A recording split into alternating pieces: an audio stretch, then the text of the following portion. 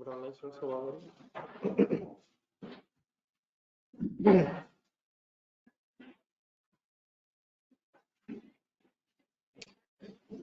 Question number 1 page number है 219। पहले एक दो बातें मेरी सुन लें, फिर बाद में अगर कोई मसला रहेगा तो डेट ऑफ एक्विजिशन बताया था।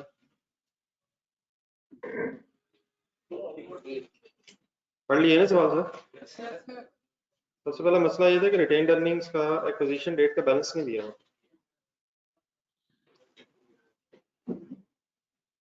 साथ पॉइंट नंबर 4 जरा रख लीजिएगा। कितने साल हो गए एक्विजिशन हुए? बैलेंस शीट डेट है 30 जून 2016। सब्सिडरी की रिटेन्ड अर्निंग्स लिखवाइए। सब्सिडरी की क्लोजिंग रिटेन्ड अर्निंग्स और 2 साल बाद गिवन बताइए।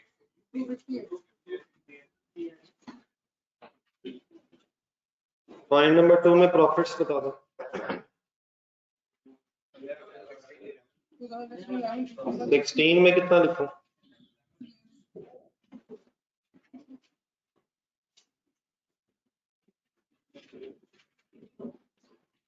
15 में 168।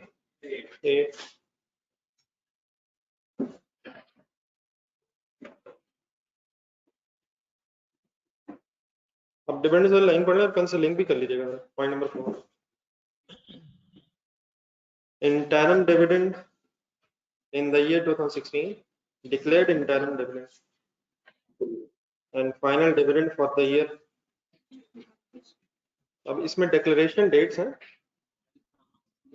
थोड़ा सा डिटेल पढ़े। मेरे ख्याल लिखा हुआ BL declared interim dividend in the year 2015, तो ये तो 15 में ही लग रहा है। ठीक है, आगे लिखता है final dividend 20% for the year 16। अब ये फॉर द ईयर 16 तो ठीक है, लेकिन ये डिक्लेयर कब हुआ? इसकी डेट नहीं है। ठीक है, पुरानी बातें को ध्यान में लाइएगा। तो 15 का जो इंटरम डिविडेंड है वो तो 15 में ही होगा, और 16 का जो फाइनल है इसकी अब डेट ऑफ डिक्लेरेशन नहीं है, तो फिर ये कब डिक्लेयर हुआ होगा? बैलेंस शीट डेट के बाद। तो 16 वाला फिर किस साल रिकॉर्ड होगा? 16 में सिर्फ क्या होगा? डिस्क्लोजर होगा इसका। तो मतलब इस बात का ये बनेगा, कैलकुलेटर उठाएगा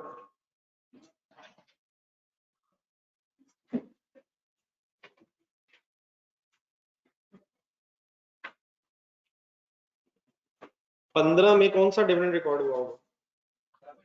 15 का इंटरम कैसे कैलकुलेट हुआ होगा? 500 मल्टीप्लाइड बाय 12 बन गया ये 60।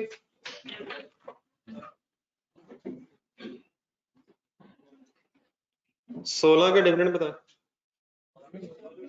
16 में अब डिविडेंड नहीं आएगा। वो क्यों नहीं आएगा? 16 का डिक्लेयर तो हो गया सर, लेकिन वो फाइनल है, डेट ऑफ डिक्लेरेशन नहीं है, तो बैलेंस शीट डेट के बाद आएगा जरूर। अब हमें क्योंकि रिटेन्ड अर्निंग्स ढूंढनी है तो डिविडेंड्स भी इन्वॉल्व हो, इसलिए पहले यहाँ आ जाएगा, सॉल्व कर लेंगे फिर बाद। तो 47 इस साल का ओपनिंग बन जाएगा, तो पिछले साल का क्लोजिंग आ जाएगा, और फिर रिवर्स सर्चिंग करके 139 ब्रॉड डाउन निकाल लेंगे आप 2 साल पहले का, और वही प्री एक्विजिशन इसलिए है क्योंकि वही डेट ऑफ एक्विजिशन 1 जनवरी 2014, जुलाई साल। ठीक है, तो पहले तो इसमें कोई कंफ्यूजन अगर रहता है तो बता दो। अटेम्प्ट हो गया था वैसे?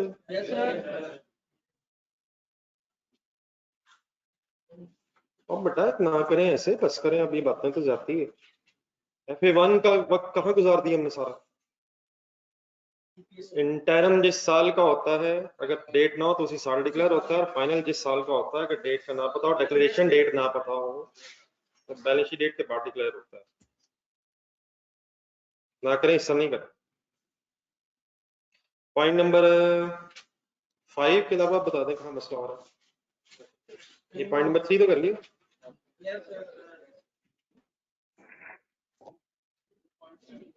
जी पॉइंट 5 के अलावा कोई इशू हो जाए, इसका ये जवाब कैसे हो सकता है पॉइंट 5 में ही मसला।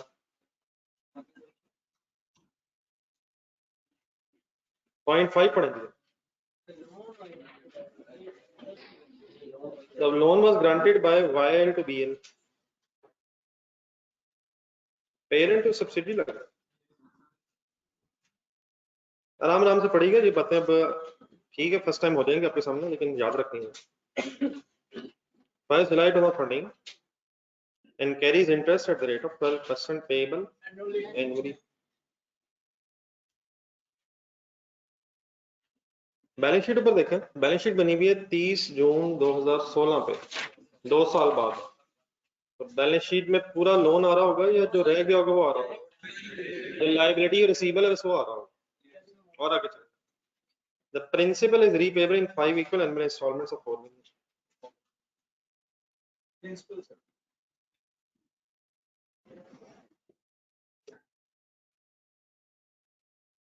The principal is repayable in 5 equal annual installments of 4 million each.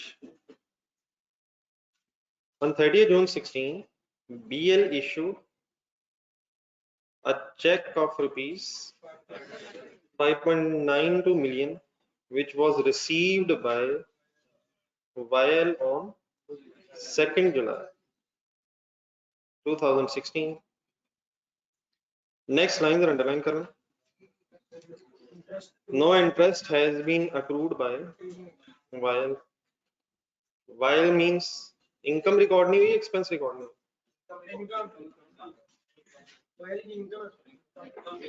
Income या एक्सपेंस है। अब वो पॉइंट अपने सामने रखिएगा। ये सर जी अब लोन की फिगर्स ढूंढ रहे हैं। एक है बीएल में लोन की अमाउंट आ रही है 12 मिलियन और वायल में लोन की अमाउंट आ रही है 16 मिलियन। वायल में रिसीवेबल है, कैसे पता चला मुझे? एसेट्स में है, नीचे बताया भी हुआ है। और लोन फ्रॉम वायल बी की लायबिलिटीज में पेबल। अब दोबारा जब नीचे पॉइंट में जाएंगे, ये चेक किसने किसको भेजा हुआ है? डीएल ने लोन लिया हुआ है, तो डीएल ने एंट्री की होगी पेबल डेबिट या लिखना कर ली होगी, पेज के नीचे तक लिखना कर ली होगी क्या? बीएल ने एंट्री की होगी लोन पेबल डेबिट। नहीं सर जी लिखना है, सर लिखना है, प्लीज लिखना है। लोन पेबल डेबिट फोर की इंपॉर्टेंट है, प्रिंसिपल अमाउंट वही है नहीं, 4 equal annual installment, 5 equal annual installment, 4 million की अमाउंट है। तो बीएल ने एंट्री की होगी लोन डेबिट 4। डेफिनेटली चेक कितने का इशू किया उसको? बैंक क्रेडिट 5.92 और बैलेंसिंग 1.92 उसका एक्सपेंस हो, उसका एक्सपेंस हो। ये एंट्री होगी किसने एंट्री करके भेजा होगा? ठीक है यहाँ तक। अब इसको अगर ध्यान में रखा जाए, बाकी सारी फिगर्स ऐसे में रिकंसाइल की जा सकती हैं और मेरे ख्याल रिकंसिलिएशन सारी आनी चाहिए। मतलब इस बात का ये बनता है कि अब जरा बीएल के 12 की तरफ आए। क्या 12 मिलियन में से 4 मिलियन लेस हो गया होगा? लेकिन 16 मिलियन में से भी 4 लेस होना है। इस साल का जो इंटरेस्ट है, अगर ये फॉर एग्जांपल ये अमाउंट ना आपको बताता तो आपको अमाउंट भी कैलकुलेट करनी आनी चाहिए। इस साल का इंटरेस्ट 12 पे हो गया 16 पे? ध्यान से देखें फिगर, बल्कि थोड़ा सा और पीछे चले जाए। ये 4 मिलियन इंस्टॉलमेंट है 2016 की। लोन कब लिए? 14 में। तो पिछले साल भी एक इंस्टॉलमेंट होगी, असल में ये लोन होगा 20। हम 4 मिलियन की बेस पे रिवर्स वर्किंग कर सकते हैं। 16 में 4 मिलियन और 15 में भी 4 मिलियन, 15 ईयर एंड बात कर रहा हूँ, तो लोन होगा 20। कैलकुलेटर पकड़ो, इंटरेस्ट रेट गिवन है 12%। तो 2015 का इंटरेस्ट किस पे बनेगा? 20 पे। 20 पे 16 का 16 पे करें जरा, 16 पे कैलकुलेट। अगर फिगर ना होती तो आप 16 पे कैलकुलेट करते इस साल। अगर फॉर एग्जांपल बताता इसमें इंटरेस्ट इंक्लूड है लेकिन अमाउंट ना बताता, तो we can calculate based on outstanding balance, not the total loan जो रिमेनिंग रह गए। तब ये 12 कब रह गए? ये 2 साल बाद रह गए। अब नेक्स्ट ईयर का जो इंटरेस्ट हो इसकी बेस पर, ठीक है सर। तब ये एंट्री किसकी तरफ रह गई? वाईएल की तरफ। तो एंट्री हो जाएगी चेक इन ट्रांजिट डेबिट। कौन किसकी बुक्स में अब एंट्री कर रहा है? पेरेंट अपनी बुक्स में एक रिकंसाइलिंग एंट्री कर रहा है, चेक इन ट्रांजिट डेबिट। कितने से? 5.92 का चेक है, लोन रिसीवेबल क्रेडिट बाय 4। और जरा आखिरी जो सेंटेंस में अंडरलाइन करवाया नो इंटरेस्ट वाला, वो जरा फिर देखना।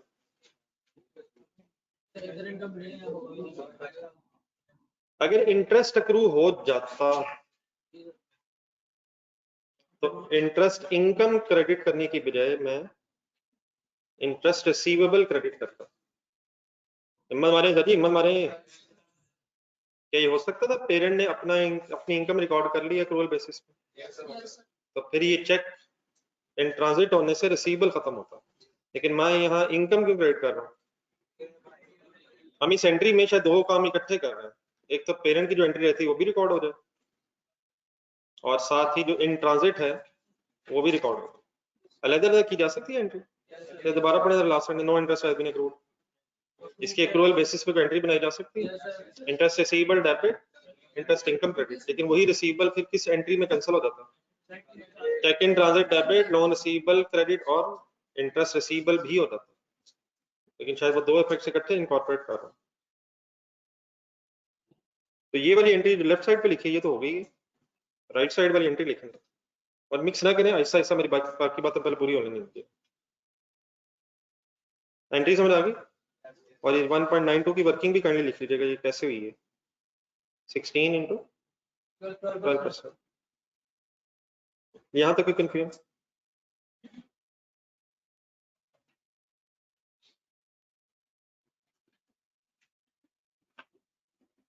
ये ऑनलाइन स्टूडेंट्स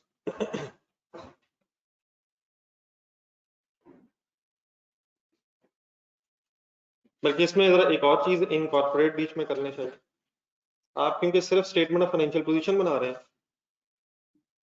तो इंटरेस्ट इनकम किसकी? तो ये फिर सीआरई इफेक्ट हो जाए, ठीक है। अगर प्रॉफिट एंड लॉस स्टेटमेंट बना रहे होते तो interest income profit and loss में जाती, और फिर यकीनन प्रॉफिट एंड लॉस बनाए तो प्रॉफिट एंड लॉस वाली फिगर्स कैंसिल भी होती हैं। कौन सी किससे? इनकम और एक्सपेंस। लेकिन अगर सिर्फ स्टेटमेंट ऑफ फाइनेंशियल पोजीशन बना रहे हैं तो आप जरा सुने जरा बात, कैश इन ट्रांजिट कहाँ आ जाएगा? Cash in transit current assets में आ जाएगा। लोन रिसीवेबल देखें कहाँ आएगा? लोन रिसीवेबल आराम से 16 इस वक्त, 16 में से 4 लेस होगा,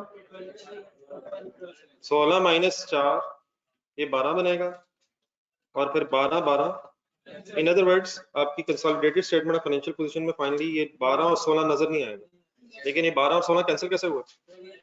पहले 16 4 बनेगा, और सॉरी 16 4 लेस होकर 12 बनेगा, और फिर वो 12 और 12 कैंसिल होगा, ठीक है। और लास्टली फिर ये आपकी जो इंटरेस्ट इनकम है ये आपको सेकंड इफेक्ट के तौर पर सीआरई में भी नजर आएगी, ठीक है। क्लियर? कोई और कंफ्यूजन इसमें?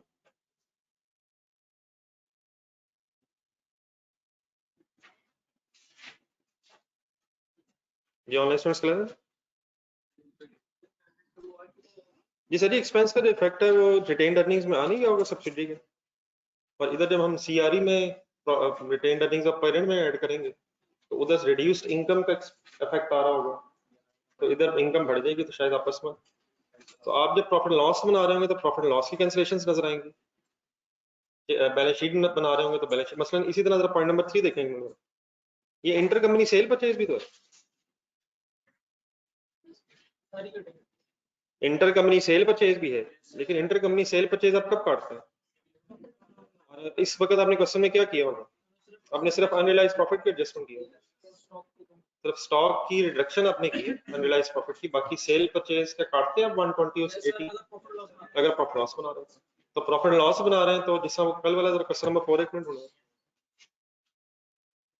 प्रॉफिट लॉस बना रहे हैं तो क्वेश्चन नंबर 4 ढूंढना, उसका जरा सेकंड लास्ट पैराग्राफ जो मैनेजमेंट सर्विसेज वाला था उसकी अपने जरा वर्किंग ढूंढना जरा, बस इस तरह की चीजें सही फाइनल कर लें।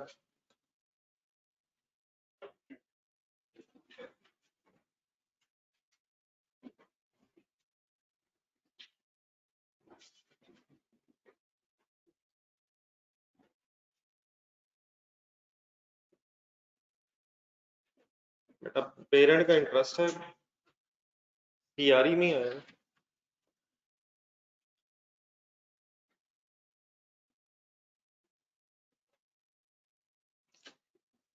जी उसमें एक बात ये हुई थी कि इनकम टोटल 37.5 है, उसका आंसर मेरे ख्याल देखें बना ली था। What is the income and expense respectively for the year?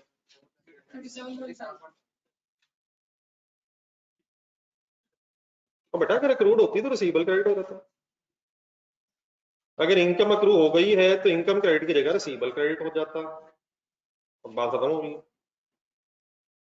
अगर इनकम अक्रू हो गई है तो इसका मतलब है पेरेंट ने अपनी इनकम पहले क्रेडिट कर ली है, अब इनकम दोबारा क्रेडिट करने की बजाय रिसीवेबल क्रेडिट हो जाता। ना करें खुदा के लिए ऐसे ना करें। क्वेश्चन नंबर 4 37.5 किसकी इनकम किसका एक्सपेंस है? लेकिन कल ये स्टेटमेंट ऑफ फाइनेंशियल पोजीशन बनाते हुए आपने सिर्फ 12.5 क्यों काटा? और अगर इनकम स्टेटमेंट बना रहा तो यकीनन फिर इनकम और एक्सपेंसेस में कितना काटते हैं? 37 काटते हैं, ठीक है।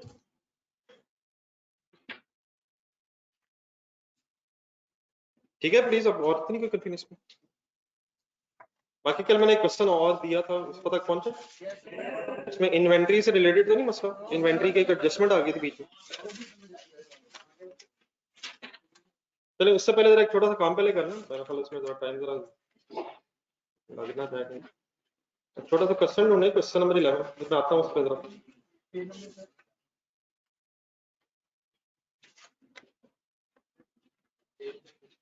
इन्वेंट्री की उसमें एडजस्टमेंट है, वो मैं अभी निकालता हूँ इंशाल्लाह टाइम।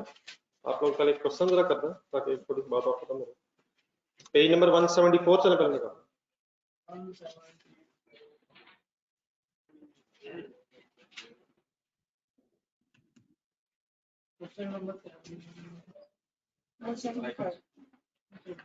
पेज नंबर 174 जहाँ क्वेश्चन नंबर 10 ए खत्म हो रहा है वहां से आ जाएगा।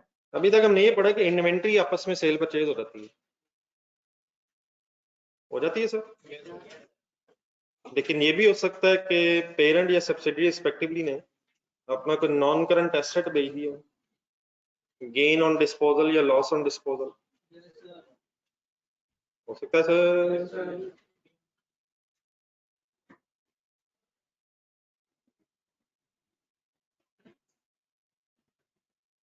ये ठीक है बेटा, ऑनलाइन स्टूडेंट्स चले अभी पहुंच गए 174 में।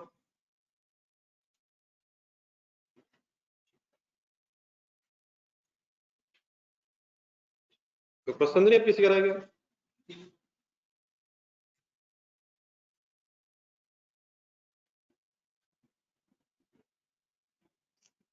जी सर, पेज नंबर 1.74 के एंड पे sale of non current assets between the group companies. अब चीजें आपको पता है सारी। सेल बाय पेरेंट, पेन पकड़े हाथ में, पढ़ना शुरू करें, मैं भी निकाल लेता हूं। Suppose a machine is sold by parent to subsidiary. It had a WDV of suppose 100 and was sold for rupees 150, resulting into a gain of rupees 50 to parent. Parent की एंट्री बोल देना, cash debit 150, asset credit by 100, gain credit by।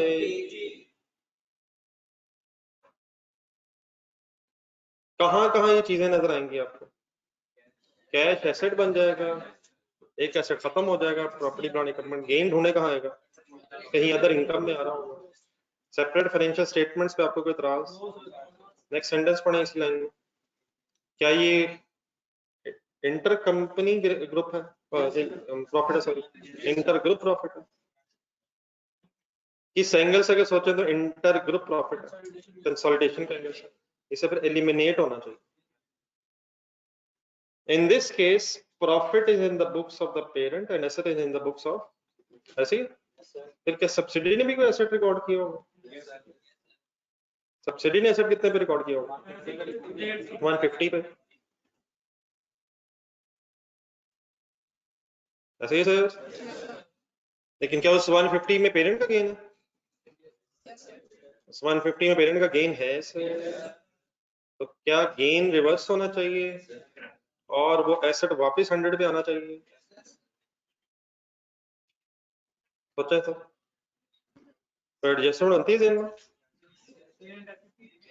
Gain reverse होना है, asset ने बढ़ना है, कम होना है। क्या एसेट की फिगर में गेन आ रहा होगा पेरेंट वाला, तो उसे वापस किस पे आना चाहिए?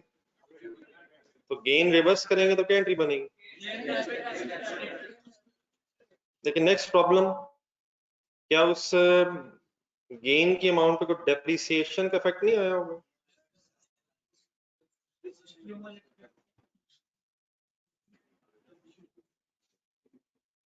नहीं, अगर फॉर एग्जांपल ईयर एंड पे अगर बिका अगर तो आखिरी दिन ही एसेट बिका फिर तो डेफिनेट डेप्रिसिएशन का इम्पैक्ट नहीं आएगा। लेकिन अगर फॉर एग्जांपल आपकी कंसोलिडेशन डेट से कुछ अर्सा पहले बिका है, कंसोलिडेशन डेट से कुछ अर्सा पहले अगर बिका है, तो क्या फिर डेप्रिसिएशन भी कुछ एक्स्ट्रा चार्ज होगी? एक्स्ट्रा भी बोलिए सर मैंने।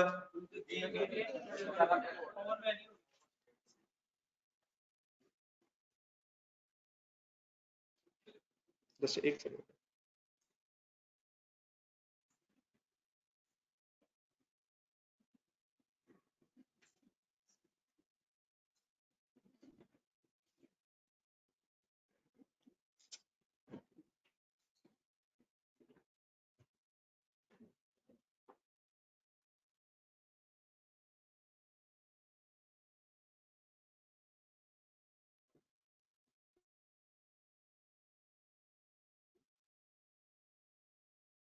तो अगर सिर्फ profit loss statement financial position बना, चलो पहले एक दो एंट्री सोच लो, मैं सामने पेज क्या एंट्री करेंगे?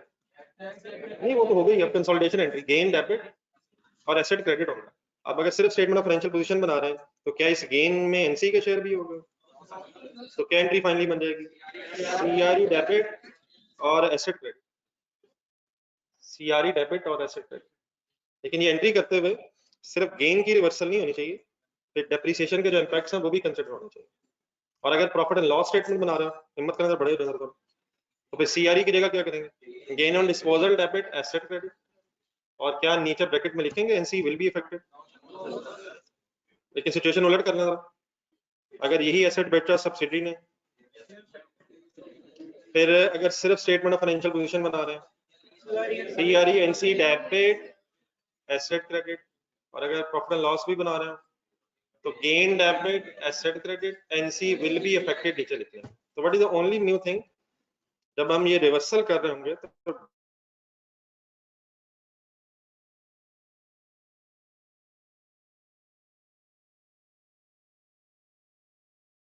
डेप्रिसिएशन का इम्पैक्ट भी कंसिडर करेगा ही करें। तो जरा एक सेकंड, सॉरी मैं साथ दोबारा पढ़ रहा हूं।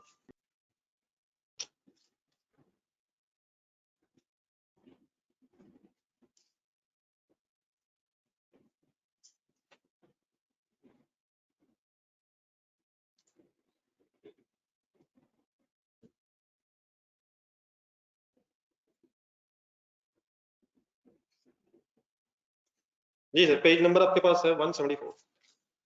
In this case second paragraph से पढ़ो, एक मिनट पेन पकड़ने जरा आपको साथ पढ़ने। In this case, profit is in the books of parent and the asset is in the books of subsidiary. ठीक है जी? The adjusting entry of gain, underline करना bracket, net of any depreciation effect, if only statement of financial position is prepared, should be recorded as follows. CRE debit है, नहीं जाने दे, NC credit जाने दे, non current asset credit, एन नजर आया means NC, NC credit. Asset ने credit होना है, एसेट ने वैसे क्यों क्रेडिट होना, ओवरस्टेट हुआ है, ग्रुप के एंगल से ओवरस्टेट है, 100 से 150 उसमें से भी 50 निकलना है, और गेन ने 50 ने कम होना, तो गेन डेबिट होके खत्म होगा और एसेट क्रेडिट होके वापस 100 पे आएगा। अगर statement of profit loss comprehensive income बना रहे हो तो entry will be gain debit asset credit, और अगले पेज पे शायद चलेगी नहीं, this entry will not affect the NC, reversal entries will be passed if there is a, अगर लॉस हो जाए तो हिम्मत करें जरा काइंडली सोच सकते हैं एंट्री, एसेट फिर कम वैल्यू पे रिकॉर्ड हुआ होगा, पहली एंट्री देखते हैं अगर सिर्फ बैलेंस शीट बना रहे हो, एसेट डेबिट और सीआरई क्रेडिट, फिर लॉस रिवर्स होगा तो लॉस क्रेडिट हो, गेन की जगह लॉस फिर क्रेडिट होगा, और अगर प्रॉफिट लॉस स्टेटमेंट बना रहे हैं तो asset debit loss credit NC will not be affected. जी डेप्रिसिएशन के इफेक्ट्स डेफिनेटली वो फिर उलट हो जाएंगे, अगर चीजें बेची हो सब्सिडी ने तो एसेट होगा पेरेंट की बुक्स में या सब्सिडी की बुक्स में, ये सीआरई एनसी एक नजर देखना एंट्रीज, और फिर gain debit non current asset NC will be affected.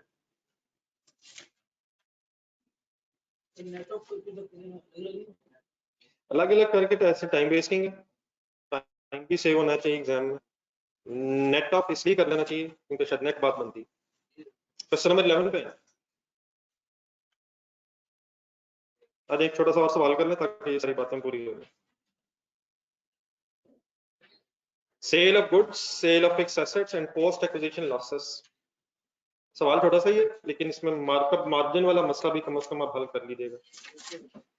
वो वैसे क्वेश्चन नंबर 1 में हो गया था, profit on sale, on cost,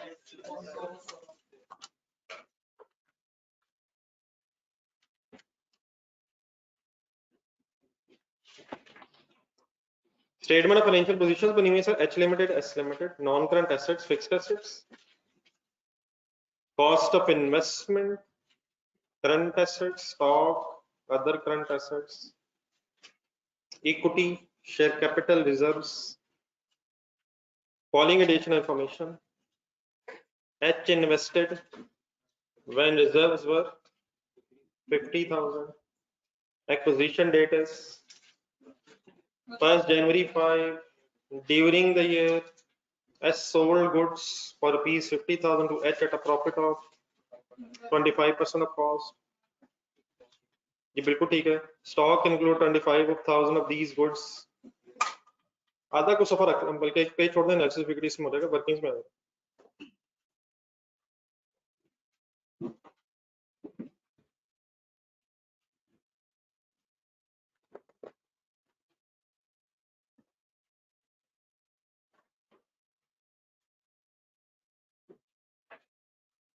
final करवा दे सारी बहस।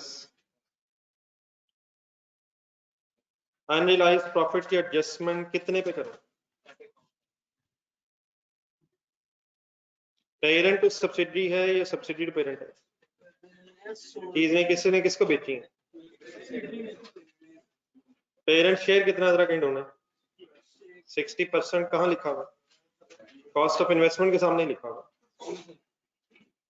तो सब्सिडी ने पेरेंट को चीजें बेची हैं, वर्किंग करवाएं, 25,000 डिवाइडेड बाय फाइनल बता दो, 25,000 divided by 125 multiplied by is equal to 5,000, final double entry बता दें, सिर्फ बैलेंस शीट बना रहे हैं, CRE debit, NC debit, stock credit,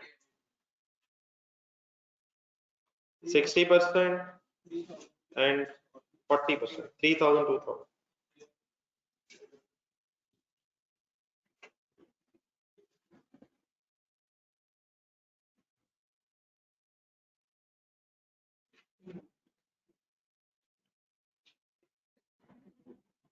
Profit of 25% on cost, 50,000 क्या करेंगे इस सवाल में, क्या क्या करेंगे? ठीक है, तो इस तरह की चीजें भी पता होनी चाहिए कब क्या करेंगे। नंबर 3, ठीक है, H sold a fixed asset to S for rupees 40,000 at a profit rupees on sale price। अच्छा, ये जो है ना ऑन डेट जरा हाईलाइट कर रहा है, ये कोई एक्विजिशन डेट की एडजस्टमेंट नहीं इस वक्त डिस्कस कर रहे हैं, ये कोई फेयर वैल्यू एडजस्टमेंट नहीं है, ये क्या है? सेल, आपस की सेल परचेज है। आपस की सेल परचेज पे हमारा एतराज एक्विजिशन डेट के बाद पे है या पहले पे है? ये बिल्कुल स्टॉक की तरह, इसका स्टॉक सेल परचेज होता है, सिर्फ फर्क शायद ये है कि डेप्रिशिएबल एसेट है, देयरफॉर डेप्रिशिएट भी आगे हो जाता है, वरना जिस तरह इंटर कंपनी स्टॉक सेल होता है इसी तरह ये एसेट है। तो अगर एक्विजिशन डेट से पहले सेल हुआ तो उस वक्त तो ग्रुप नहीं बना हुआ, ना सेल परचेज समय तो कोई इतराज है और ना ही कोई अगर उससे पहले कोई ट्रांजैक्शन एसेट्स की भी है उस पर कोई इतराज है। तो ये पोस्ट एक्विजिशन पीरियड है या एक्विजिशन डेट है? अब इसमें अगर डेप्रिसिएशन डिसीजन आप लेंगे तो कब से कब तक लेंगे? नहीं, एक्विजिशन सही वर्ड नहीं है, ट्रांजैक्शन डेट से बैलेंस शीट डेट, उसमें 1 जनवरी 7 है और ईयर एंड हमारा 31 दिसंबर, तो आफ्टर या बिफोर, ये सेल परचेज के बाद का इफेक्ट होगा, ठीक है।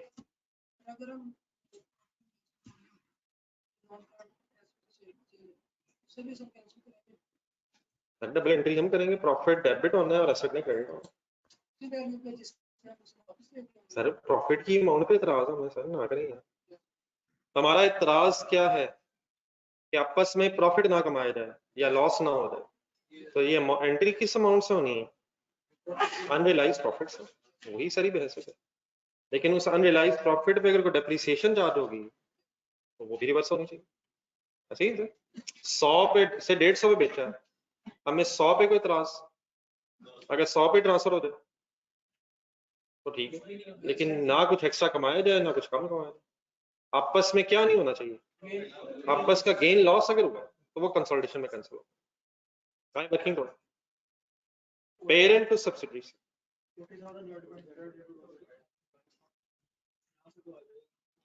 जी what is the amount of asset, कितने पे बेचा है? Is it sale price divided by 100 क्यों into 25 is equal to 10,000।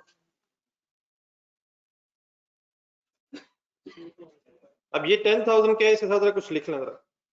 What is this 10,000? Gain to be reversed, unrealized gain to be reversed.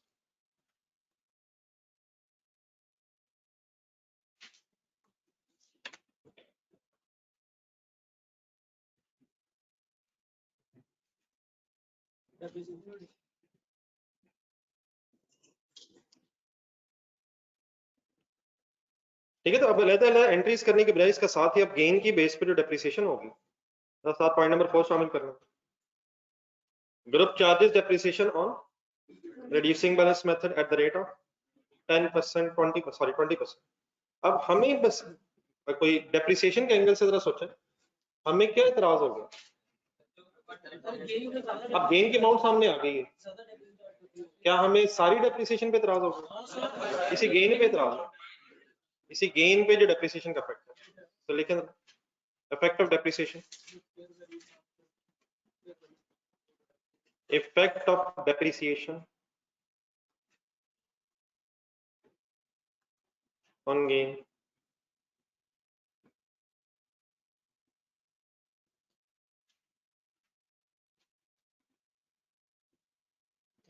कैसे वर्किंग हो जाएगी गौर से पहले देख लेना, पहले पड़ा अमाउंट को आने दो यार, क्या होगी, किस किस साल की वर्किंग करनी है भी फाइनल करेंगे, कौन कौन सा। तो गेन की अमाउंट है 10,000, रेट है 20%, 2007 की वर्किंग कर रहा हूँ, बल्कि ईयर एंड अगर लिखा 31 दिसंबर 7, वो तो मेथड क्या था, रिड्यूसिंग बैलेंस है, पहला साल 8 इसी से मल्टीप्लाई होगा तो 2000 ये हो गया। ठीक है, क्या हो गया 2000 गेन पे डेप्रिसिएशन इफेक्ट। नेक्स्ट ईयर कैसे करो, 10,000 माइनस 2,000, 10,000 minus 2,000 into 20%, 1,600 टोटल करेंगे। 2 सालों की वर्किंग क्यों की है मैंने? ये कब से कब तक की वर्किंग की है जरा सोच के। बैलेंस शीट डेट तक, कंसोलिडेशन डेट तक। अगर ईयर एंड पे फॉर एग्जांपल इसी साल के एंड पे ये एसेट डिस्पोज होता तो गेन तो रिवर्स होता, लेकिन फिर डेप्रिसिएशन चार्ज ना हुई होती। और अगर एक्विजिशन ड्यूरिंग द ईयर होती और ड्यूरिंग द ईयर में ही एक्विजिशन के बाद कहीं ये सेल परचेज हुई होती, तो जहां से सेल है वहां से बैलेंस शीट डेट। ठीक है, ये पूरा जरूरी है एक्विजिशन डेट से लेके बैलेंस शीट डेट तक। तो 3600 हो जाएगा। इसको भी जरा सही सोचना दोबारा। What is 3600? Depreciation on gain to be charge और डेप्रिसिएशन टू बी रिवर्स। लिखें यहाँ।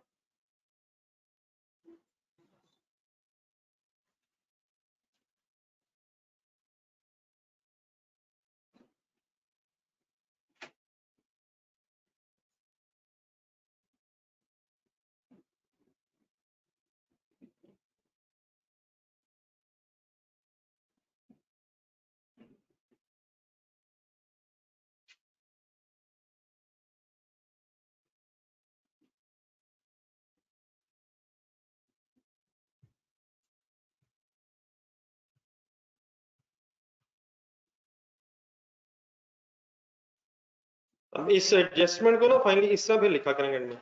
यहां तक लिखे। गेन टू बी रिवर्स्ड है 10,000।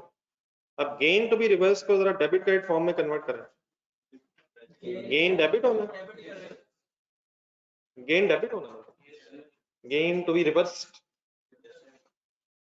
Depreciation to be reversed.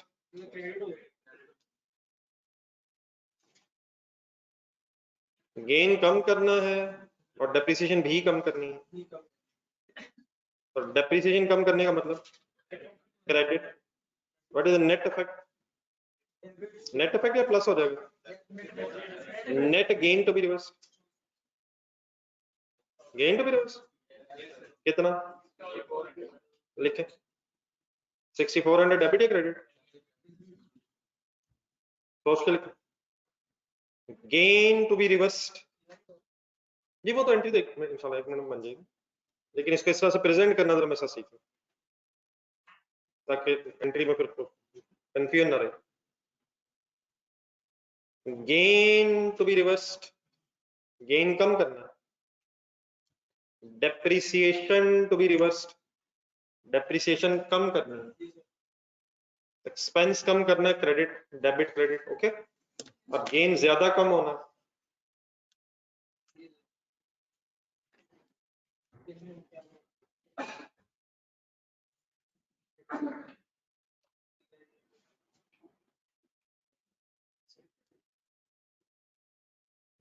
तो ऐसे अलग-अलग लंबी सी बहस है, उसका भी डेफिनेटली साइंस तो निकल ही आएगी, लेकिन उसकी जरूरत नहीं है। ऐसे टाइम सेविंग काम भी कर लेना चाहिए। देन फाइनली 2 डिसीजन ले लें। हम इस क्वेश्चन में सिर्फ क्या बना रहे हैं? एसेट बेचा किसने है, फाइनल एंट्री बोल, CRE debit, NC credit. NC means non current asset, non current asset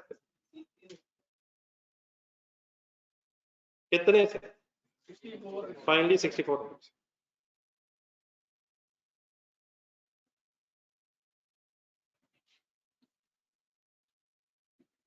अगर ये सब्सिडरी ने एसेट बेचा होता तो सीआरई और एनसी दोनों इन्वॉल्व होते। तो शायद सिर्फ एक्स्ट्रा चीज बीच में क्या है कि आपने जब ये डिसीजन लेना रिवर्सल का, तो फिर डेप्रिसिएशन का इम्पैक्ट भी काउंट करो। अब आने first page point of view, अच्छा से सवाल करने का टाइम बचा लो जी। नोट कर लिया? एनालिसिस इक्विटी की वर्किंग शुरू करें। उसका 5 मिनट से ज्यादा ना लगे। ये ऑनलाइन स्टूडेंट्स पढ़ा लिखिए।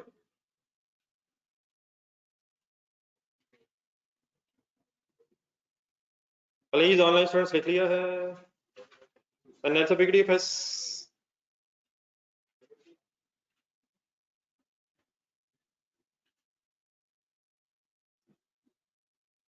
ये पढ़ाई इतना मुश्किल काम क्यों है यार?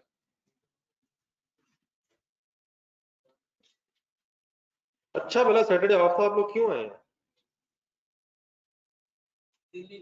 अपनी इर्द गिर्द देखें, मतलब मेजोरिटी के ने तो ऑफ कर लिया, मेरे दिन रखने के लिए आ गए। अगर आप ना आते मैं भी खुशी खुशी घर चला जाता, आपकी वजह से मुझे आना पड़ा। क्या आपका दिल नहीं करता कि अपनी छुट्टी करूं? Parent has 60%, NC has 40%.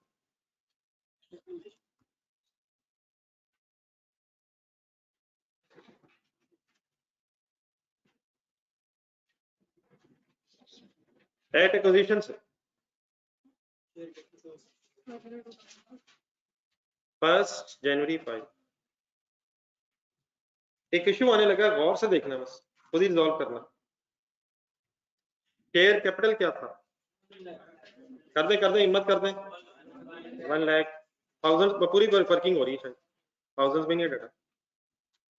Reserves के नाम से दिया हुआ सब कुछ जो भी है। रिजर्व्स क्या थे?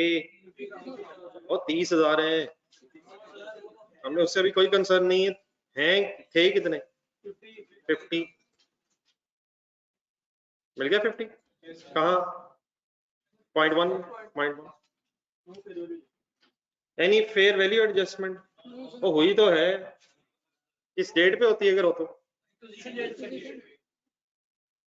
कोई फेयर वैल्यू एडजस्टमेंट का जिक्र नहीं है। 90-60 हो गया।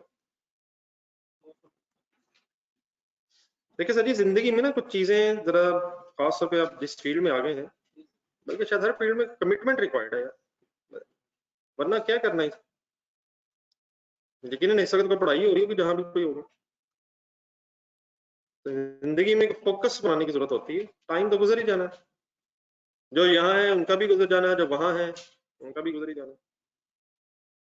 डेफिनेटली कोई अच्छा काम ही कर रहे होंगे, हम खुदा न खास्ता ये तो नहीं कह सकते, लेकिन जिंदगी में अगर कोई कमिटमेंट की है तो डेफिनेटली वो फिर चीज जो है वो डिजर्व करती है कि उसको टाइम दिया जाए। तो चीजें आपके सामने ही हैं, हफ्ते बाद हम भूल जाते हैं जो कमिटमेंट्स हमने की होती हैं रिजल्ट वाले दिन।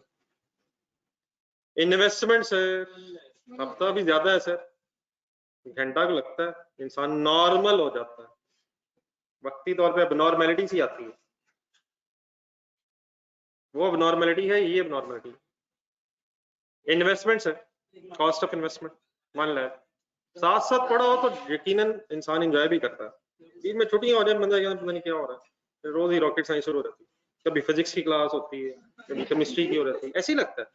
ठंडे दिल सोचना 2 दिन छुट्टी करके देखें, बल्कि एक्सपीरियंस है सबको, कुछ लोगों को तो बहुत ज्यादा है। साथ साथ पढ़ें, समझ भी आती है, होपफुली अल्लाह करे इंसान का दिल भी लगा रहता है, वरना क्लास में आके भी बोरियत होती है और देर पर डिसाइड होता है, रह नहीं देते हैं यार, उसे क्या समझ आनी है। गुडविल आ गई सर, सॉरी आपको डिस्टर्ब की। 10,000 ब्लेसिंग है सर। मैं बस आखिरी बात ये कहूंगा, सी आपकी जिंदगी में से ब्लेसिंग है।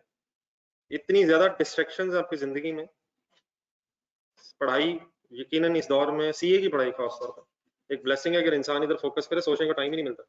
क्या ख्याल है सर? एक्सपीरियंस नहीं है हमें इस चीज का।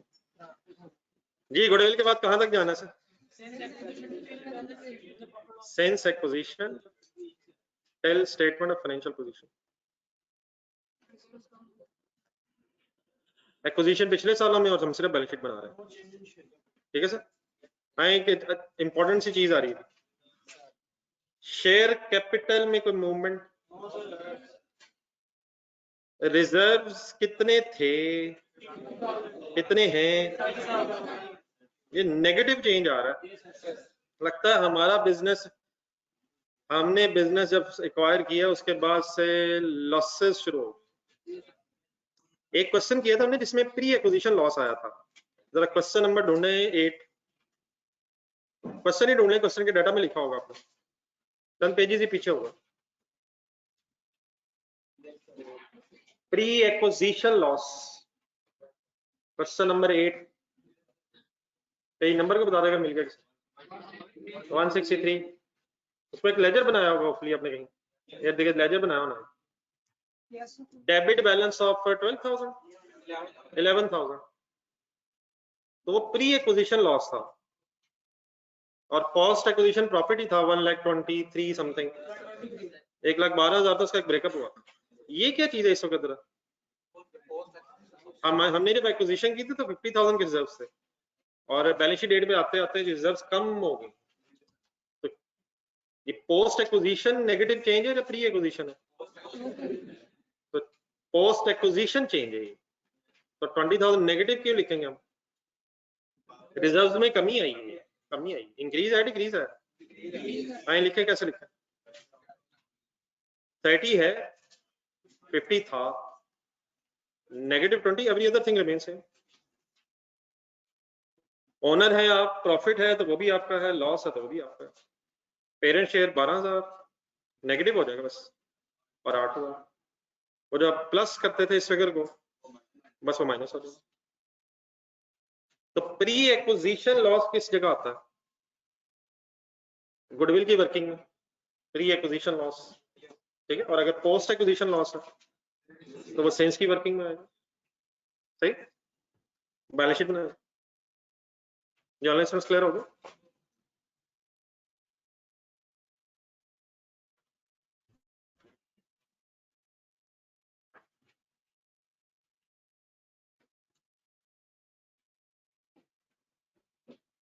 B group, sorry H group, consolidated statement of financial position as on 31st December 16 sorry 8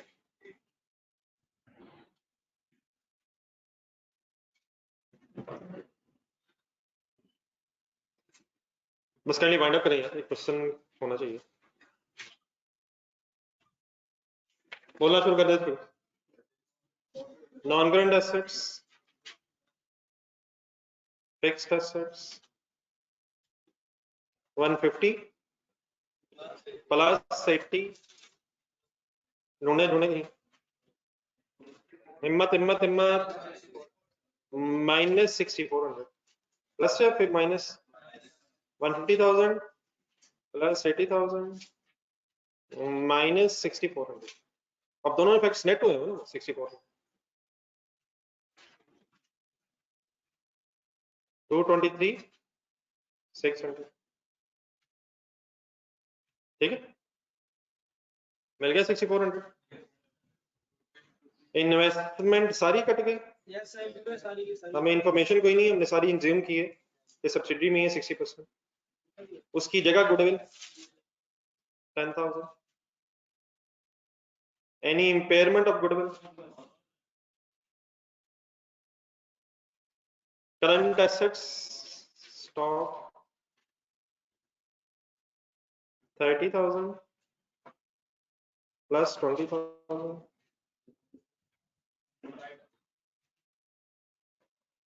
-5 45, मिल गया 5,000।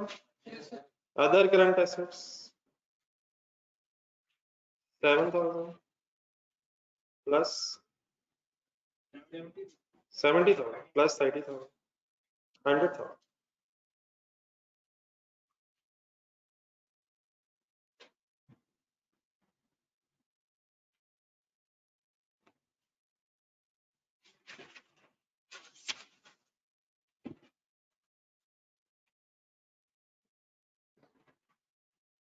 इक्विटी बनवा दो सर,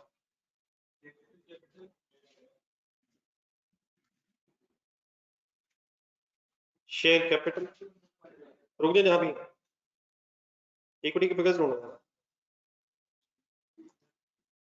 सीआरई पूरा बनवा दो, बोलना शुरू करो। कंसोलिडेटेड रिटेन्ड अर्निंग्स या कंसोलिडेटेड रिजर्व करना, कंसोलिडेटेड रिजर्व्स स्टार्ट कहां से लें? 150,000 हिम्मत माइनस 12, वहां तो प्लस नजर आता था यार, पोस्ट एक्विजिशन लॉस अभी -3 एंड -6400 टोटल करवा दो।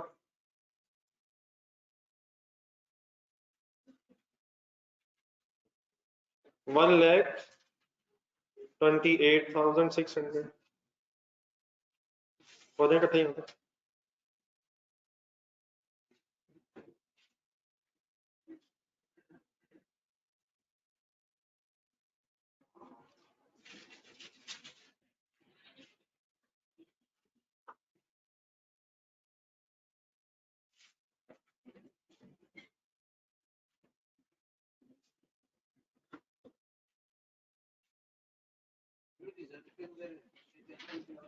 जी सर, रिजर्व में शेयर कैपिटल के अलावा जो कुछ होता है इक्विटी में रिजर्व कहलाता है। Equity plus reserve is equal to, sorry, share capital plus reserve is equal to equity.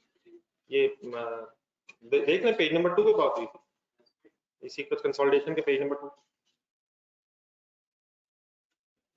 Reserve में शेयर प्रीमियम से लेके जनरल रिजर्व तक सब कुछ आ रहा होगा सवाए शेयर कैपिटल के। इक्विटी में सब कुछ ही आ रहा होगा, और share capital plus reserve, reserve means all things other than the share capital including any premium respectively वगैरह।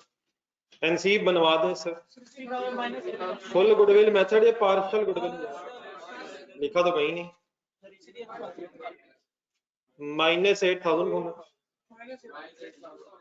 और -2,000, 50,000। टोटल इक्विटी हो गई 378,600।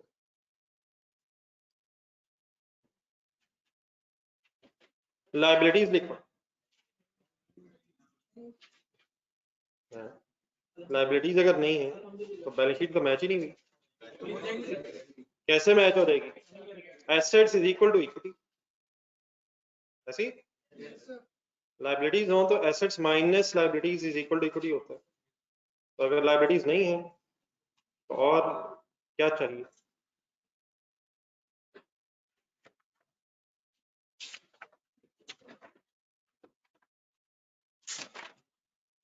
चले चलिए, अपने जहां तक अब ये कंसोलिडेशन पड़ी है यहां से आगे अब कंसोलिडेशन को एंजॉय करने का वक्त आ गया।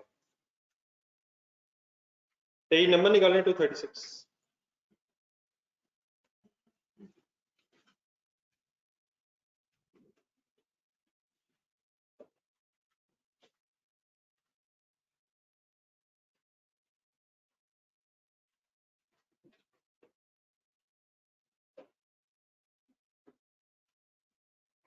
पेज नंबर 236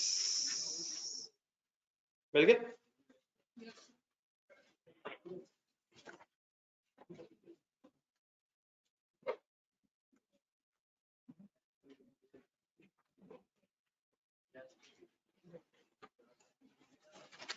पेज नंबर मिल गया सर। ये क्वेश्चन की रिक्वायरमेंट होनी।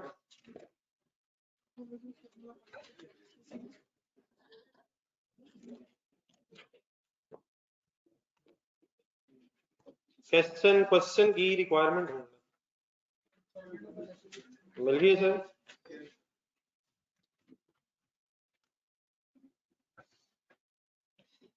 क्या बनाना है सर? क्या क्या बनाना है? रजिस्टर खोलना। पहला पेज क्यों छोड़ना?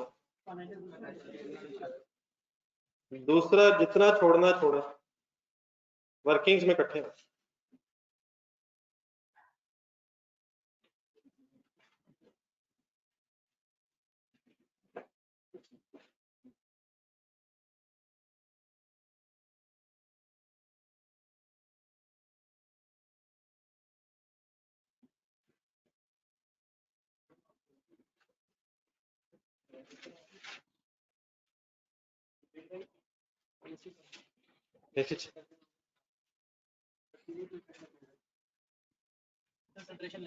क्या ठंड लगने से नींद तो नहीं आ रही?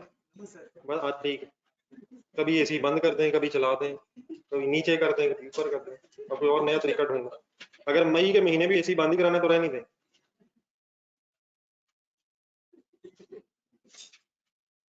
जी सर जी, क्वेश्चन स्टार्ट करें सर फर्स्ट पॉइंट।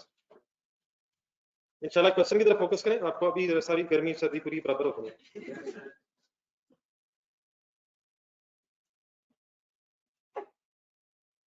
ये आप लोग शुरू करने जरा, सॉरी मेरा पेज मेरा काफी आगे है।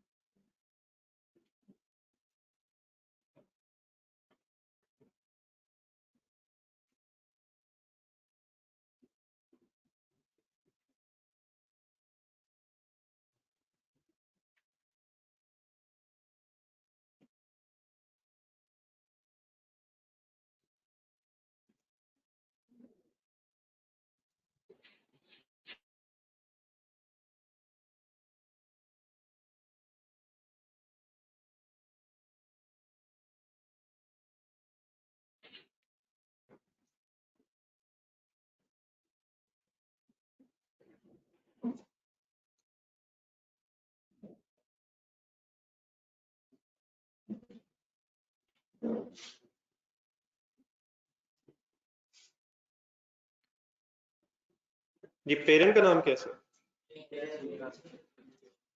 परसेंटेज ऑफ शेयर होल्डिंग क्या है? किसने किस में इन्वेस्टमेंट की है? बैलेंस शीट पढ़ना तो लोन भी नजर आ रहा है, किसने किसको दिया है?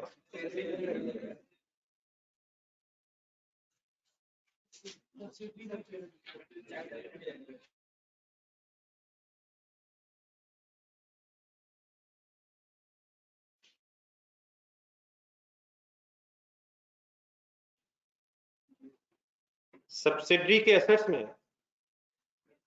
और ऐसे ही sir?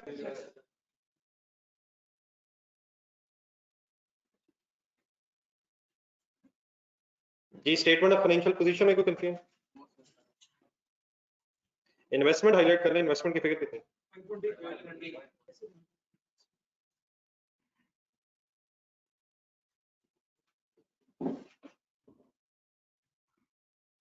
Point number 1, jail required, चलें शुरू करें, मेरा पेज में लगता है।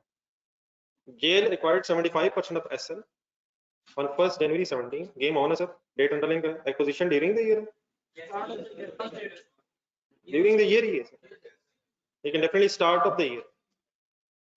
Cost of investment in JL books consists of, अब ये बातें कल आ गई हैं, फाइनल करें। 10 million JL's ordinary shares issued at ₹24 and cash payment of 2 million to 80 million, sorry, including professional fee of 10 million for advice on acquisition of SL. पहले calculator पढ़ें एक मिनट,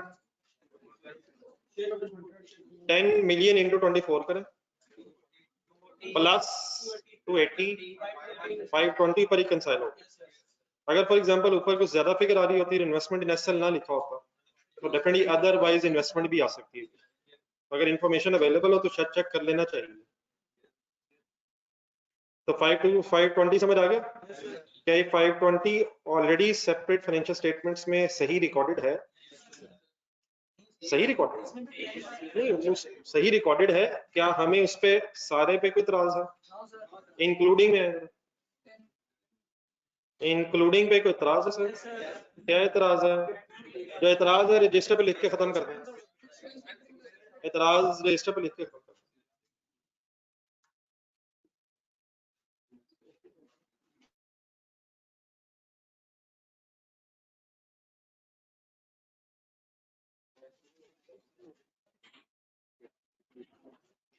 सिर्फ स्टेटमेंट ऑफ पोजीशन बन रही है, तो what should be the CRE debit NCA credit.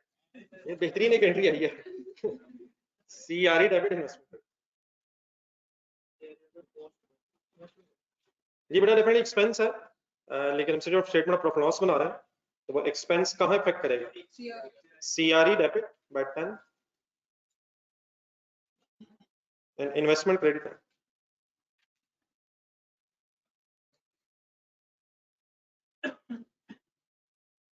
ये ठीक है sir. Point number 2 sir, on acquisition date full concentrate, on acquisition date carrying amount of the SL net assets were equal to the book fair value except an intangible asset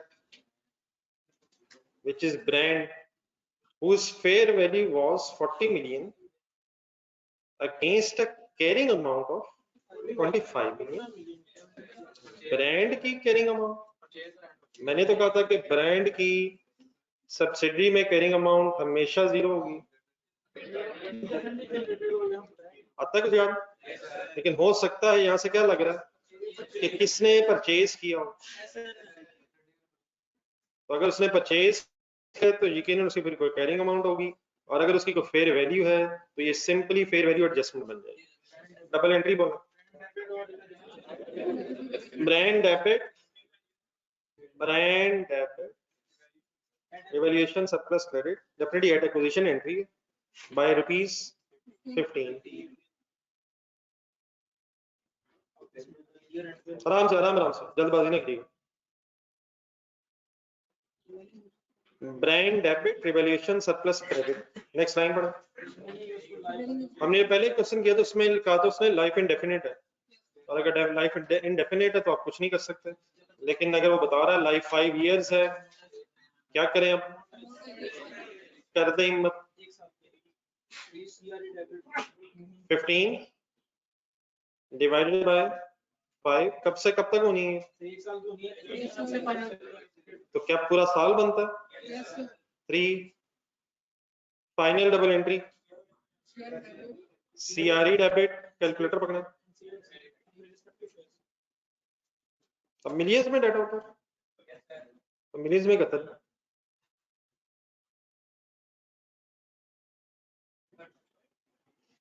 CRE debit 75%, 2.25, NCA debit 25%, 0.75, and brand के लिए accumulated amortisation के लिए 3 million.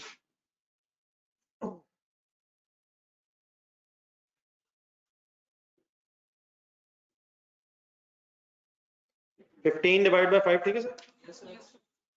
और why not any months?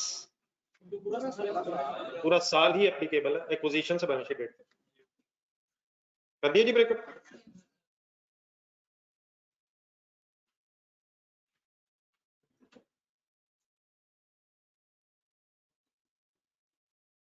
करते हैं यहाँ पे। Next है बड़ी इंपॉर्टेंट एडजस्टमेंट आती है, बहुत ज्यादा ध्यान से सुनना। नेक्स्ट कहता है recoverable amount of the brand at 31 December 2017 was estimated as 28 billion. सबसे पहले तो ये रिकवरेबल अमाउंट का वर्ड पढ़ के कहां जहन जाता है? इंपेयरमेंट की तरफ जाता है।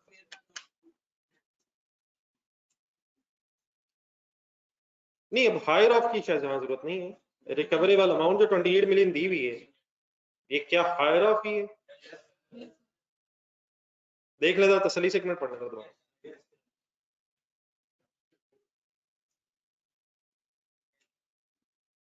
अब अगर हमने कोई चेक करने की इंपेयरमेंट लॉस है या नहीं, तो हमें पहले क्या देखना पड़ेगा? कैरिंग अमाउंट और फेयर वैल्यू। तो यहां करनी पड़नी थोड़ी सी जरा हिम्मत, नहीं पहले हिम्मत। सबसे पहले आ जाए जरा सेपरेट फाइनेंशियल स्टेटमेंट्स की तरफ। शायद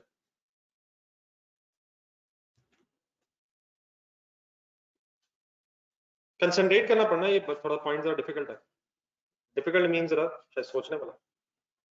देखिए सेपरेट फाइनेंशियल स्टेटमेंट्स में भी क्या ब्रांड की इम्पेयरमेंट का कोई कॉन्सेप्ट है? गुडविल ठीक है, गुडविल एक और चीज है, परचेज ब्रांड है।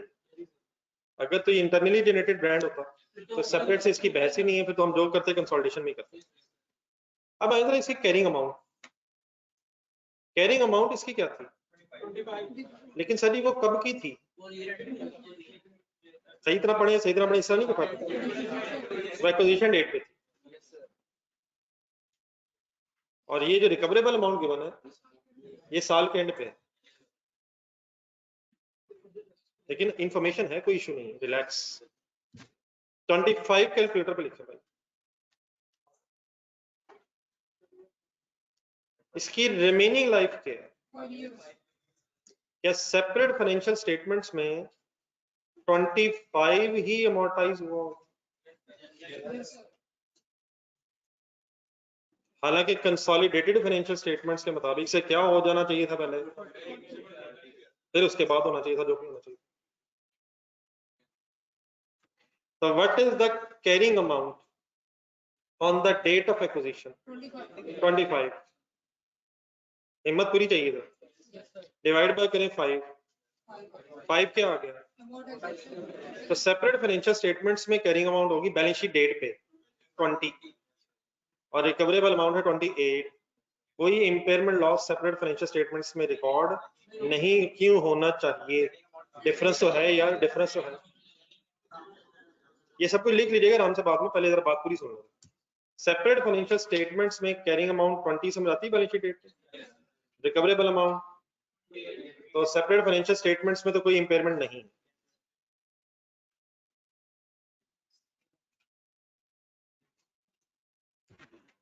अब आ जाए कंसोलिडेटेड फाइनेंशियल स्टेटमेंट्स।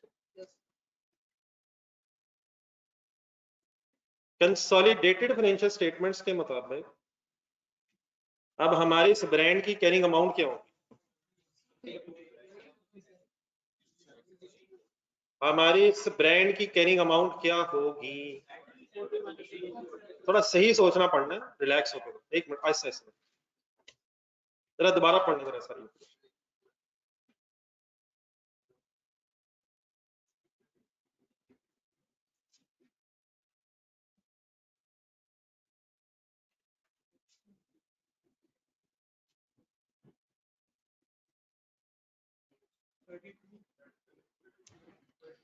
जी सर, बैलेंस शीट डेट पे कैरिंग अमाउंट क्या होगा? असल में जो 3 नजर आ रहा है ना आपको, ये 3 बड़ा आपको इस वक्त कंफ्यूज करेगा। हमने ये 3 सिर्फ क्या किए? क्या हमने सिर्फ उतने पे एक्स्ट्रा चार्ज की है जितने से हमने एसेट बढ़ाया है? तो हमने ये 15 पे चार्ज की है, 15 पे चार्ज की है। ये 2-3 डिफरेंट तरीकों से मैं बताता हूँ, लेकिन पहले जरा इस तरह से फाइनल करना। जरा ये जो 15 है, 15 के मुताबिक 3 अमोर्टाइजेशन है। तो क्या एक्विजिशन डेट पे एसेट 40 पे आ गया था? 40 पे आ गया था, तो क्या 40 डिवाइड बाय 5 इस साल की अमोर्टाइजेशन बनती है? तो कैलकुलेट करना है 40 डिवाइड बाय 5। तो हमने तो 3 चार्ज की। तो हमने 3 इसलिए चार्ज की है क्योंकि सेपरेट फाइनेंशियल स्टेटमेंट्स में 5 तो ऑलरेडी चार्ज हो गई होगी। ये जब 25 को अपने 20 बनाया, 25 को अपने 20 बनाया, तो ये बेसिकली क्या है? हमारा इतना सिर्फ क्या होता है? कैसेट पहले फेयर वैल्यू पे आ जाए, और अगर फेयर वैल्यू ज्यादा है तो जितना एक्स्ट्रा हम बढ़ा रहे हैं उतने में हम अमोर्टाइजेशन चार्ज करें। तो इसको नंबर 1 इस तरह सोचा जा सकता है। Carrying amount accordingly consolidated financial statements, 40 पे हम एसेट ले आए थे, ले आए थे सर, ले आए थे sir, minus 40 divide by 5 is equal to 32। लेकिन एक और एंगल से सुना, ये ठीक है बस। 8 अमोर्टाइजेशन बीच में कहां से आ गई? तो 3 है। किसने कितनी चार्ज की होगी और किसने बाकी कर दी? सेपरेट फाइनेंशियल स्टेटमेंट में 5 चार्ज की होगी, 3 हमने कर दी, टोटल 8 होगी। हमने सारी एडजस्टमेंट्स नहीं करनी होती, जितने से हमने बढ़ाया हमने बस उतनी करनी। लेकिन एक और तरीका, आपने भी थोड़ी देर पहले मुझे बैलेंस शीट डेट की कैरिंग अमाउंट बताई थी, कितनी बताई थी? 20। Balance sheet separate financial statements के मुताबिक कैरिंग अमाउंट ये है। तो क्या इस 20 में 5 लेस हो चुका?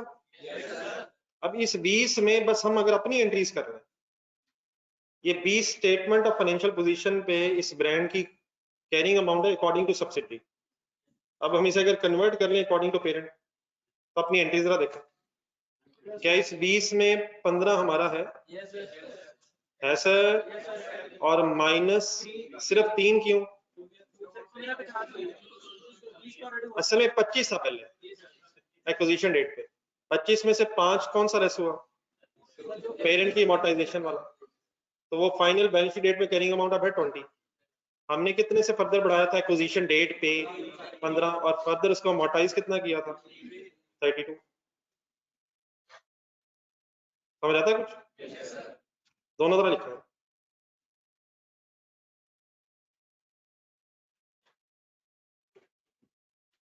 ये डेट बताइए, 30 जून, 31 दिसंबर 2017। लेकिन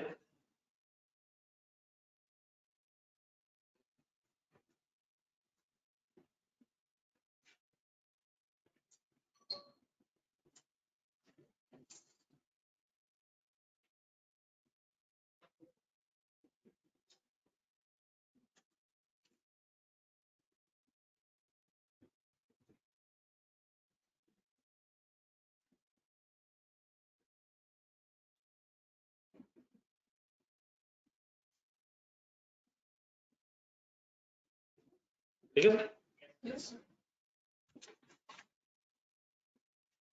वैसे ज्यादा कॉन्सेप्चुअली मेरा ख्याल बेहतर दूसरा तरीका है।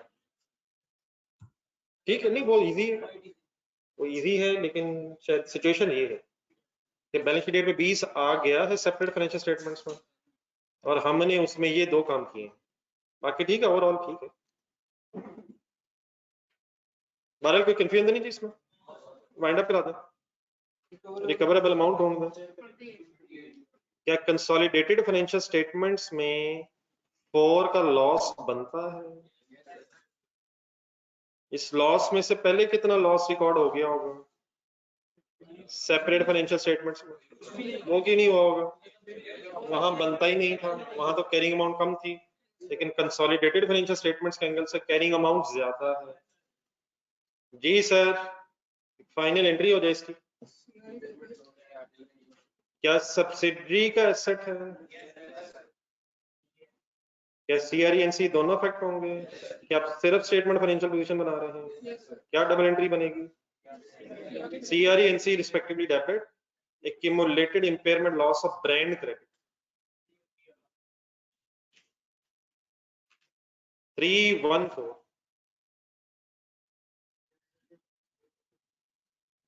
वाईएनसी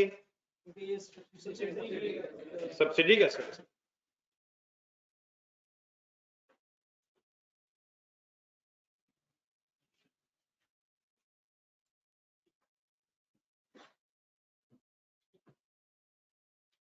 ओके जी, please.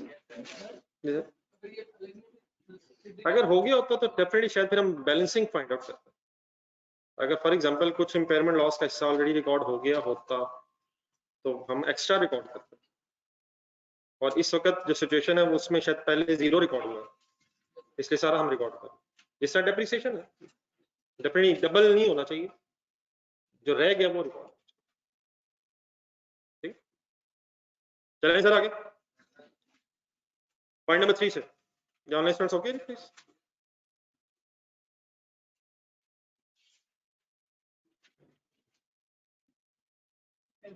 JL values NC at fair value. Full goodwill method. The market where the price of the SL shares was 36 at the date of acquisition, which increased to 40 as on. अब examiner ने आपको तंग करने के लिए कुछ extra information देनी है। अगर आपने एनसी को फेयर वैल्यू पे लाना हो तो ये किस दिन काम होता है, और उसका तरीका क्या होता है कि एनसी के शेयर निकालने और multiplied by market price of subsidy on the date of acquisition. तो एक्स्ट्रा जो उसने प्राइस दी भी हमें विच इंक्रीज टू, इसकी कोई सिग्निफिकेंस नहीं है। तो आपको कौन सा चाहिए, 36 या 40? कैलकुलेटर पकड़े जल्दी से।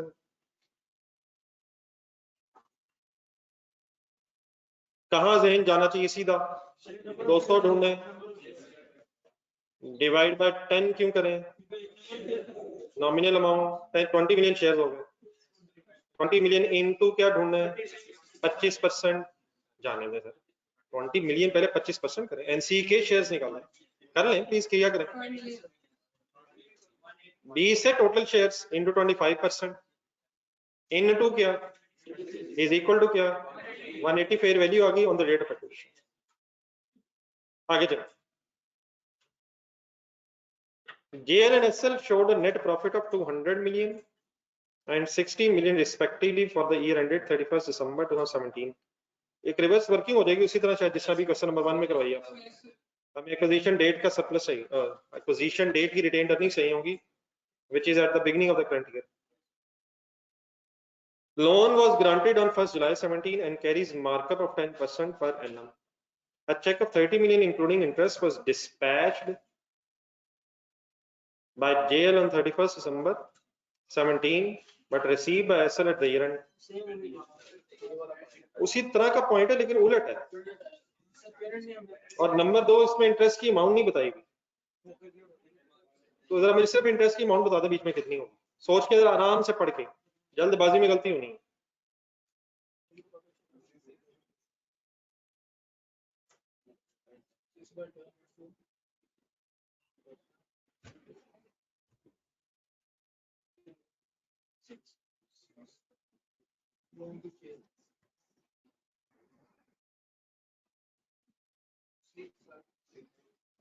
किस अमाउंट पे इंटरेस्ट होगा, और 96 पे यार, किसने एंट्री पहले करनी हुई है, पेरेंट ने की हुई है, तो सब्सिडी की एंट्री रहती है, तो सब्सिडी का जो 120 है उस पे इस साल इंटरेस्ट क्यों कैलकुलेट होगा, वही आउटस्टैंडिंग रहा है, ये तो एंड में चेंज हो गया, तो 120 इंटू 10%, लेकिन यहाँ 6/12 कहाँ की गेम क्यों आ गई, 1 जुलाई करंट ईयर, तो 120 into 6%, sorry into 10%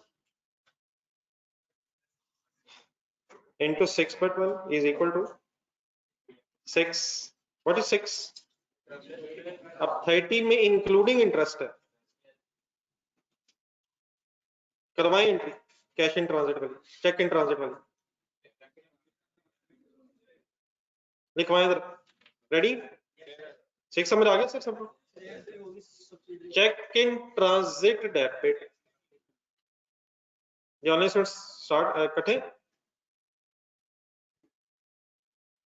online students इकट्ठे प्लीज, 30 में इंटरेस्ट है, इंक्लूडिंग है, क्रेडिट करवाएं, लोन क्रेडिट हो गया, बिल्कुल ठीक हो गया, कितना कितना कितना कितना, वो कैसे पता चलेगा, ऊपर फिगर्स नजर आ रही है, वैसे भी 30 - 6 भी है, 30 क्या है इंक्लूडिंग इंटरेस्ट, -6 क्या है इंटरेस्ट, लोन प्रिंसिपल से क्रेडिट हो गया 24, आगे नहीं आराम आराम से, आगे पहले आराम आराम से, ये पहले बनता क्या है, ये 6 है क्या, इंटरेस्ट इनकम किसकी, सब्सिडी की, सब्सिडी की हम सिर्फ क्या बना रहे हैं, स्टेटमेंट ऑफ फाइनेंशियल पोजीशन, हम क्या करें इसका, CRNC दोनों क्यों करें,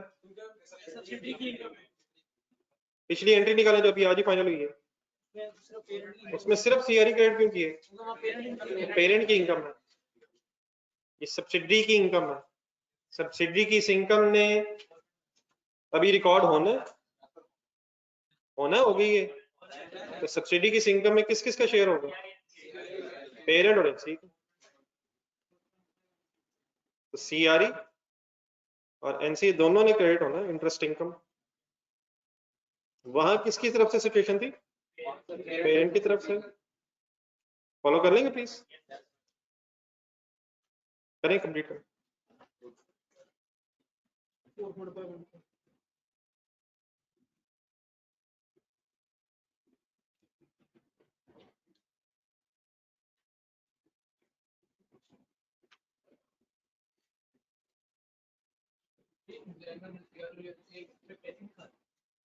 जी ठीक है, वर्किंग से हमारी कोई इशू नहीं, वो बाकी तो प्लस करके दिखाएंगे, आपका क्या कैसे इनका था, कैसे देखो,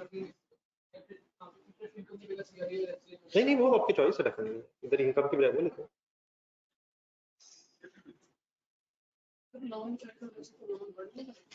सर लोन रिसीवेबल है सर, ये किसकी बुक्स में एंट्री हो रही है? सब्सिडी की बुक्स में। इन एसएल किसने चेक भेजा? Received by SL after year, तो सब्सिडी की बुक्स में एंट्री है। तो किसका लोन क्रेडिट हो रहा है? सब्सिडी का। इसका एसेट था या लायबिलिटी थी? अब वो एसेट्स में 120 आ रहा है, 120 में से 24 लेस होके 96 पर कट जाएगा। नहीं बनी बात सर? क्लियर हो गया प्लीज?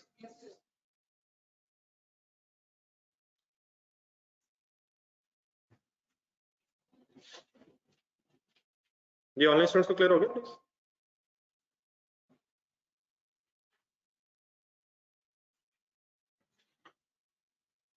जी सर, अभी पढ़ा है, एक पॉइंट बुक कराना।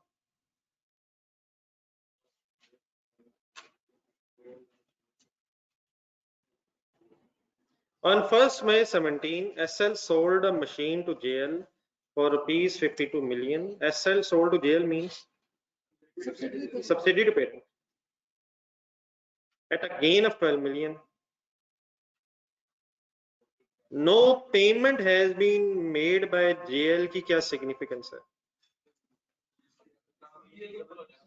क्या ये रिसीवेबल और पेएबल रिस्पेक्टिवली कहीं आ रहा होगा?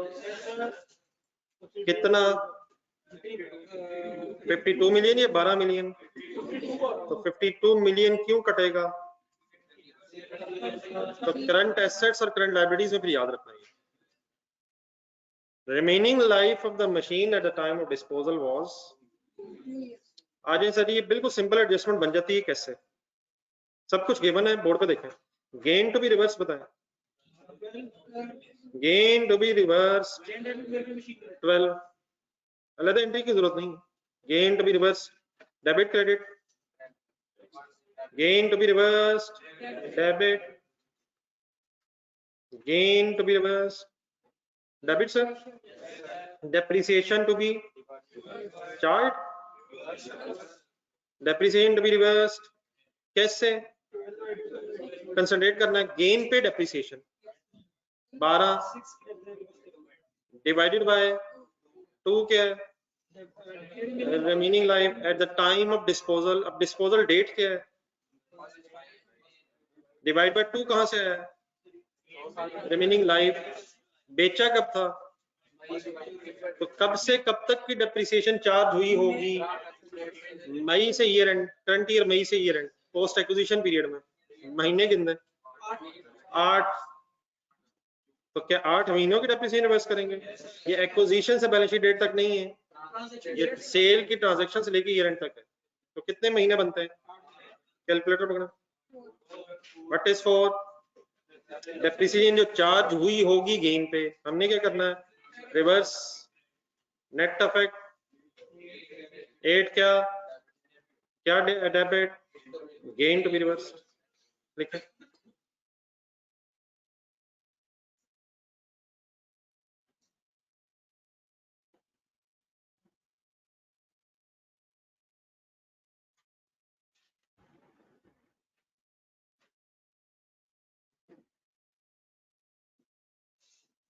तो कौन सी दो चीजें हमने ढूंढा करनी है सर? कि गेन कितना चार्ज हुआ था, गेन सॉरी कितना रिकॉर्ड हुआ था सॉरी, और देन उस गेन पे डेप्रिसिएशन किस तरह थी, कब से कब तक के इंपैक्ट्स लिया करेंगे? जिस दिन ट्रांजैक्शन हुई होगी वहां से लेकर बैलेंस शीट डेट तक। 8/12 गिन ली? जी सर अभी 1 मिनट एंट्री करता हूँ, चांस तो दें जी। 8 आ गया। तब से किसने चीजें बेची हैं?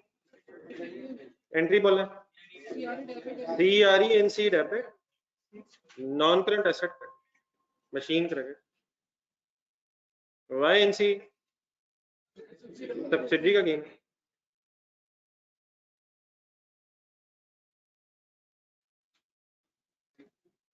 सिक्स इंटू, ठीक है जी, नहीं कंफ्यूजन हो जाएगा। पॉइंट नंबर 8 पढ़ा 7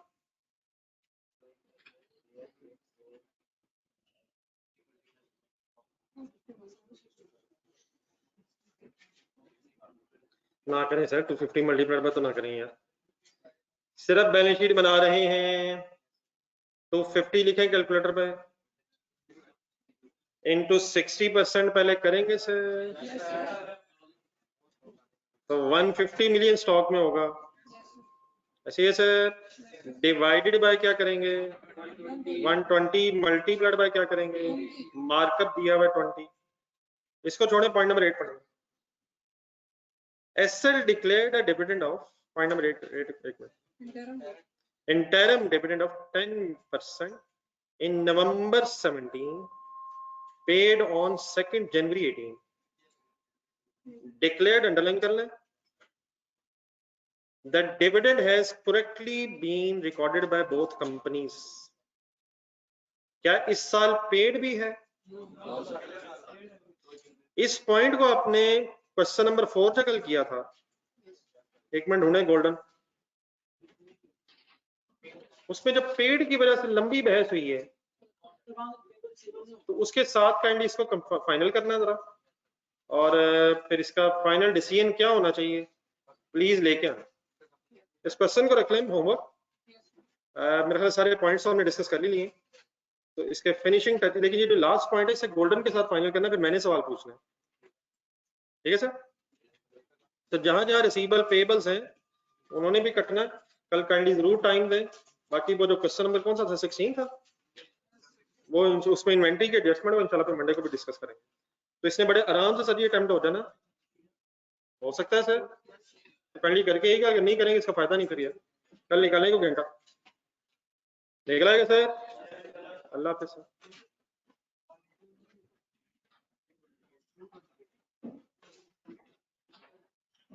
ये ऑनलाइन स्टूडेंट्स प्लीज करके आइएगा बेटा सारे।